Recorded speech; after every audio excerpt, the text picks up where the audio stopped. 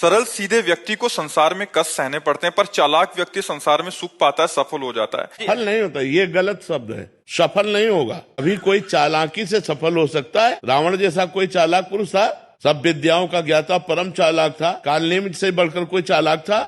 पूरी संजीवनी बूटी जैसी ही द्रोणागिरी में हर औषधि को कर दिया और साधु बनकर बैठ गया। हनुमान जी ने मार डाला, राम जी ने रावण को मार डाला, रहा न को कुल रोवन यारा। चालाक पुरुष सफल कैसे हो सकता? नहीं, सीधा सरल पुरुष कष्ट पा सकता है, पर सफल सीधा सरल सच्चाई पर चलने वाला हो। जैसे धर्मराज युधिष्ठिर बिल्कुल सीधे थे, यहां तक इतने सीधे थे कि युद्ध क्षेत्र में कल कौन सी रणनीति है वो जाके दुर्योधन सीधे पूछ लेता था। भ्राताश्री कल कौन सा चक्रव्यूह रचना है वो बता देते थे। इसीलिए भगवान दो बैठक करते थे, एक युधिष्ठिर के साथ और एक युधिष्ठिर से अलग। युधिष्ठिर के साथ जो बैठक की वो चक्रव्यूह रचना ही नहीं होगी, क्योंकि वो दुर्योधन को पता हो। इतने सरल थे कि वो आके पूछ लेते, वो पूरी बात बता देते थे। तो आप देखो विनाश किसका हुआ? चतुर चालाक, जिसके साथ शकुनी, दुशासन, कर्ण, दुर्योधन के साथ इतने चालाक, चालाकी की हद थे ये लोग। तो क्या ये लोग सफल हुए?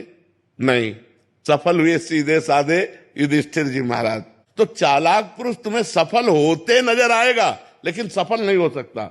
सीधा साधा पुरुष तुम्हें दुख भोगते नजर आएगा, लेकिन वो दुख भोगेगा नहीं, आगे चलकर वही विजय को प्राप्त होगा। थोड़ी यात्रा ऐसी है जिसमें संशय हो सकता है देखकर कि बेईमान, दुष्ट, चालाक, कपटी पुरुष उन्नति को प्राप्त हो रहा है और धर्मात्मा, ईमानदार दुख को प्राप्त हो रहा है। लेकिन परिणाम में जो सही चल रहा है उसका सही परिणाम होगा, और जो गलत चल रहा है उसका गलत परिणाम होगा पक्का। उसका पुण्य उसको साथ दे सकता है, लेकिन जो जीवन का परिणाम है वो ये पद नहीं है। मरोगे तो तुम्हारे साथ पद नहीं जाएगा, तुम्हारे साथ रुपया नहीं जाएगा, अच्छाई जाएगी, तुम्हारे सत्कर्म जाएंगे। और ये पक्की बात समझ लो, जब आपके आचरणों का, और भगवान ऐसी बुद्धि भ्रष्ट कर देते हैं कि खुला आचरण उसकी गंदगी सामने आ जाती है। आदमी की इज्जत चली गई तो किस योग रह गया?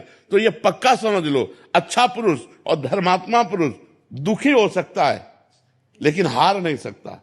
विजय को वही प्राप्त होगा, ये निश्चित बात है। सामने से तो बहुत सुंदर दिखाई दे रहे और पीछे जो पाप कर रहे तो मालिक देख रहा है, उसका हिसाब मालिक करेगा। मालिक की दुकान में है, सबका जीवन खाता।